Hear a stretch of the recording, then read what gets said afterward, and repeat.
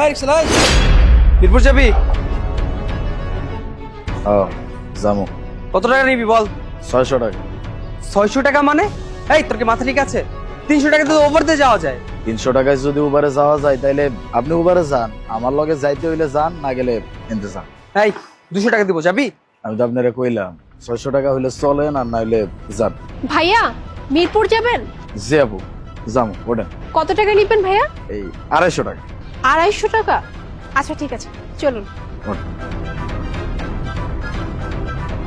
এই wait wait, এটা কোন ধরনের ফাইজলামি?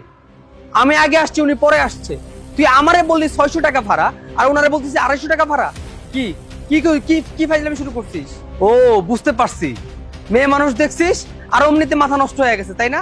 এই তোর কি মনে হয় না যে আমার একটা ফ্যামিলি আছে, আমার ফ্যামিলিতে যাইতে হবে, আমার বাসায় যাইতে হবে? তুই একটা ছেলে মানুষ হয়ে একটা ছেলে মানুষের সাথে অন্যায় করতেছিস। তারা আজকে তোর অটো মালিকের কাছে গিয়ে তোর নামে আমি কমপ্লেন করবো। কি হয়েছে ভাইয়া? আরে আপু দেখেন না, আমি ওর কাছে আগে আসছি, আমি আগে এসে ওর ভাড়া জিজ্ঞেস করছি, ও আমাকে বলতেছে 600 টাকা, আর সে আপনাকে বললো 250 টাকা। এটা কোনো কথা বলেন? ভাইয়া এক কাজ করি, আমরা দুজনে শেয়ার করে চলে যাই। উনিও যেহেতু মিরপুর যাবে, আমিও মিরপুর যাব, একসাথে চলে যাই। আমরা ভাড়াটা না হয় অর্ধেক অর্ধেক করে দিয়ে দেবো। ভাইয়া আসুন। না না আবামনি, আমি আসলে